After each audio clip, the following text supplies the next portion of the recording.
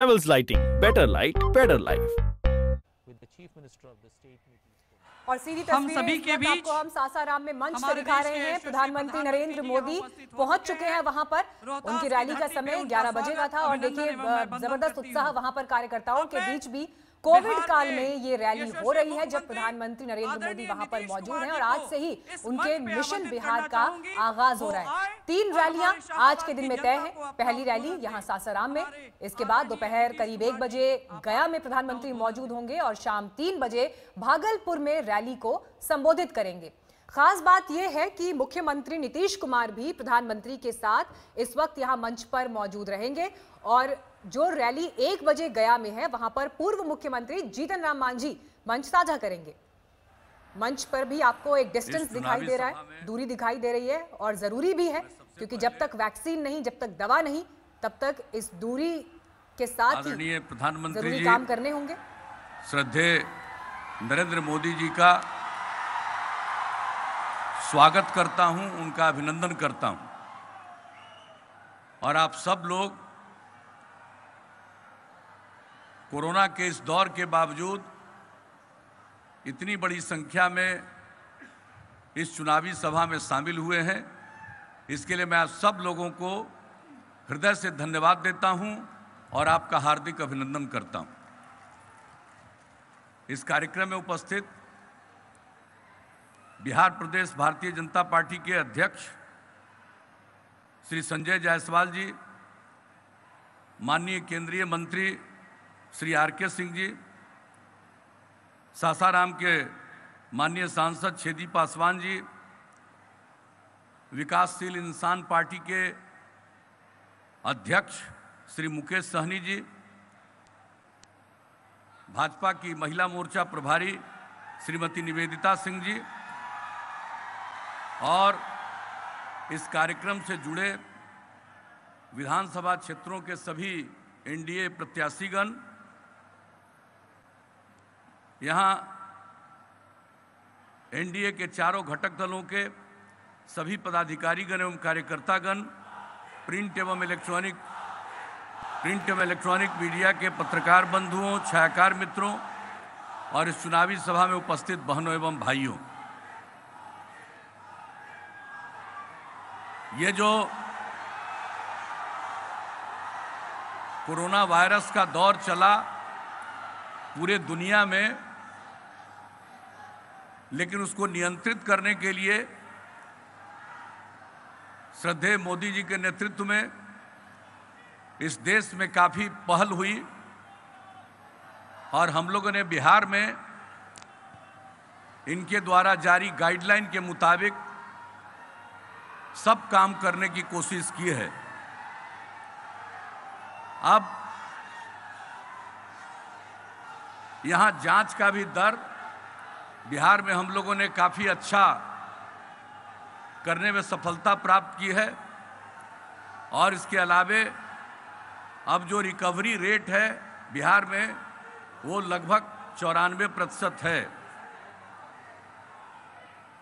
इलाज की भी सारी व्यवस्था है और जो कोरोना के दौरान केंद्र से सहयोग मिला वो आप सब लोगों को मालूम है।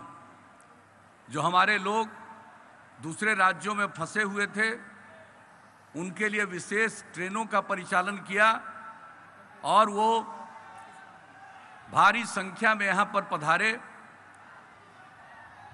केंद्र सरकार ने राशन कार्ड धारियों को पीडीएस की अतिरिक्त सहायता दी। आप समझ लीजिए कि अप्रैल से शुरू होकर के नवंबर महीने तक के लिए प्रति व्यक्ति 5 किलो गेहूं या चावल और एक परिवार में 1 किलो दाल या चना का वितरण किया जा रहा। प्रधानमंत्री उज्ज्वला योजना के अंतर्गत हर गरीब परिवार को मुफ्त में एलपीजी का कनेक्शन मिला हुआ है और कोरोना के दौरान 85 लाख परिवारों को मुफ्त एलपीजी गैस सिलेंडर उपलब्ध कराया गया। प्रधानमंत्री जनधन योजना के अंतर्गत महिला लाभार्थियों को 500 रुपये प्रति माह की दर से 3 माह की राशि प्रदान की गई और इसके बाद जो हमारे लोग बाहर से यहाँ आए उनको मजबूरी में बाहर न जाना पड़े, इसके लिए आदरणीय प्रधानमंत्री जी ने गरीब कल्याण योजना का शुभारंभ बिहार से ही करवा दिया है। अब उससे लोगों को काफ़ी सहूलियत होगी और मजबूरी में लोगों को जाना नहीं पड़ेगा। और इसके अलावे कोरोना के जांच और इलाज के लिए भी काफ़ी सहायता आवश्यक सामग्री की दी गई। और इसके अलावे 500 बेड के कोरोना अस्पताल का भी निर्माण केंद्र सरकार के द्वारा किया गया है। पटना जिले के बगल में बिहटा में, पटना के बगल में, और मुजफ्फरपुर के पताही में यह सब काम चल रहा है। और इसके बाद राज्य सरकार ने भी अपनी तरफ से लोगों को सहायता दी। जो हमारे लोग बाहर फंसे हुए थे उनको हम लोगों ने 21 लाख लोगों को 1000 रुपये दर से प्रति व्यक्ति विशेष सहायता दी। लॉकडाउन के कारण राशन कार्ड धारियों को यानी 1,64,00,000 राशन कार्ड धारियों को, उन परिवारों को 1000 रुपये के दर से सहायता दी गई। और बिहार सरकार ने लगभग अब तक इस दौर में 10,000 करोड़ रुपए से भी अधिक खर्च किया है। हालांकि कोरोना का मृत्यु दर पूरे देश में जो विश्व का मृत्यु दर है उससे काफ़ी कम है और हम लोगों का राष्ट्रीय औसत से भी कम है। और हर जो इस प्रकार के लोगों की मृत्यु होती है उनके परिवारों को मुख्यमंत्री राहत कोष से 4 लाख रुपए की सहायता देते हैं। और केंद्र सरकार ने अन्य सभी योजनाओं के लिए काफ़ी प्रशंसनीय योजनाओं की शुरुआत कराई। आप सोच लीजिए, किसान सम्मान निधि योजना हर किसान को 1 साल में 6,000 रुपये देने की जो योजना इन्होंने चलाई, चुनाव के पहले ऐलान किया, और अब किस तरह से मिल रहा है। 3 खंड में लोगों को 4-4 महीने में ये सब पैसा मिलता है। बिहार के 75 लाख किसानों को इसका लाभ मिल रहा है। और बिहार की प्रगति के लिए अनेक काम, समय कम है, आदरणीय प्रधानमंत्री जी को हम सब सुनना चाहते हैं। आप सब लोग इसके लिए उपस्थित हुए हैं, लेकिन हम बताना चाहते हैं कि विकास के लिए अनेक योजनाएं चलाई जा रही है केंद्र के द्वारा। और बिहार में सड़कों के और पुलों के निर्माण के लिए भी 50,000 करोड़ रुपए से ज़्यादा की योजना की स्वीकृति देकर उस पर काम चल रहा है। तो इस प्रकार से हर तरह से, और आपको मालूम है पहले यहाँ 15 साल लोग राज करते रहे हैं पहले, और क्या था, यहाँ कोई संस्थान की स्थापना होती थी, मेडिकल कॉलेज का क्या बुरा हाल था। हम लोगों ने 3 मेडिकल कॉलेज पहले स्थापित किया और 8 मेडिकल कॉलेज की स्थापना के लिए केंद्र सरकार का सहयोग मिल रहा है और 8 नए मेडिकल कॉलेज और बनाए जा रहे हैं। तो एक एक काम, कई चीज़ों में जो सहयोग मिल रहा है, हवाई अड्डों के निर्माण में मिल रहा है। तो केंद्र सरकार के द्वारा बिहार की प्रगति के लिए, बिहार के लोगों के लाभ के लिए योजनाएं चलाई जा रही है। और खास करके बिहार के लिए माननीय प्रधानमंत्री जी ने कई विशेष सहायता दी है और विशेष योजनाएं भी चलाई है। मैं इसके लिए समस्त बिहार वासियों की तरफ से उन्हें हृदय से धन्यवाद देता हूं। और आप लोगों ने जो काम करने का मौका दिया हम लोगों को, एनडीए को काम करने का मौका दिया है, ये तीसरा दौर हम लोगों का चल रहा है। और इस दौर में भी हम लोगों ने काफ़ी कुछ काम किया है। हम ज़्यादा कुछ तो नहीं बोलेंगे, लेकिन जान लीजिए पहले कितना अपराध था। उन लोगों को 15 साल काम करने का मौका मिला। अपराध कितना था, सामूहिक नरसंहार, अपहरण की घटनाएं, कितने डॉक्टर को यहां से भागना पड़ा, कितने व्यापारियों को भागना पड़ा। और हम लोगों ने अपराध पर नियंत्रण किया। और केंद्र सरकार के द्वारा हर वर्ष प्रकाशित होता है अपराध के आंकड़े सभी राज्यों के बारे में। अभी सबसे हाल में जो अपराध का आंकड़ा प्रकाशित हुआ है केंद्र सरकार के द्वारा सभी राज्यों का, उसमें आप जान लीजिए बिहार की इतनी आबादी, और अब बिहार अपराध के मामले में 23वें नंबर पर है। तो हम लोगों ने इतना अपराध के नियंत्रण के लिए भी जो काम किया है ये आप सबको मालूम है।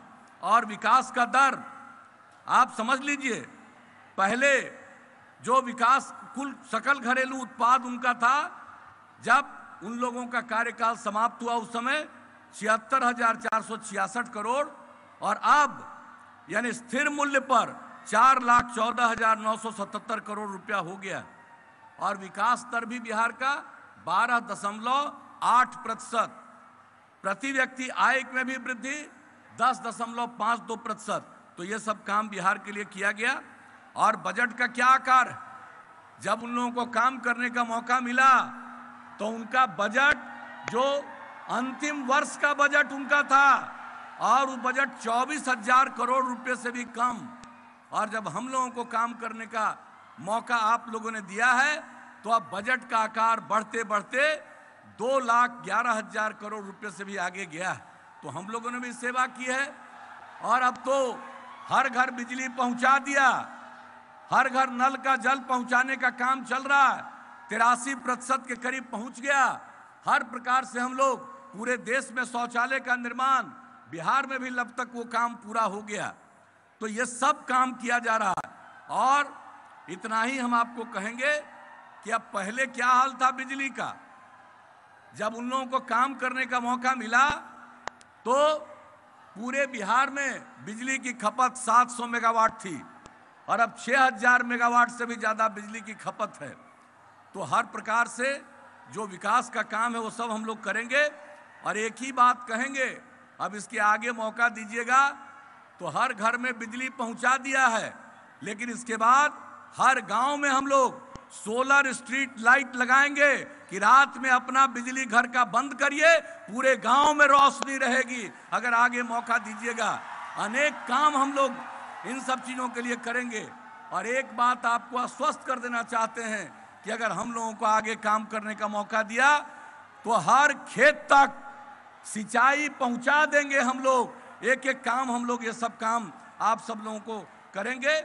और जो नई तकनीक है इन सब, और आप समझ लीजिए श्रद्धेय मोदी जी के नेतृत्व में केंद्र सरकार ने जो काम किया है, अब जो नई टेक्नोलॉजी है उसका लाभ लोगों को मिले, गांव-गांव तक पहुंचाने का काम ये कर रहे हैं। हम तो यही कहेंगे कि अगली बार मौका मिलेगा तो इस नई टेक्नोलॉजी के बारे में भी हम सब लोगों को, हमारे जितने लोग हैं, युवा हैं, युवती हैं, सब लोगों को उसका प्रशिक्षण कराएंगे। तो आगे मौका दीजिएगा, हम लोग काम करेंगे। अब तक हम लोगों ने सेवा की है और हम लोगों के लिए पूरा बिहार एक परिवार है। समाज के हर तबके के उत्थान के लिए काम किया गया, हर इलाके के विकास के लिए काम किया गया। अगर आप आगे मौका दीजिएगा तो केंद्र सरकार के सहयोग से और राज्य सरकार की पहल से पूरा बिहार बहुत तेजी से आगे बढ़ेगा। हम नई ऊंचाइयों को प्राप्त करेंगे और एक विकासशील बिहार के रूप में यह परिणत होगा। यही कहते हुए मैं पुनः श्रद्धेय प्रधानमंत्री जी का, आदरणीय नरेंद्र मोदी जी का अभिनंदन करता हूं और आप सब लोग इस कार्यक्रम में शामिल हुए, आप सबको धन्यवाद देता हूं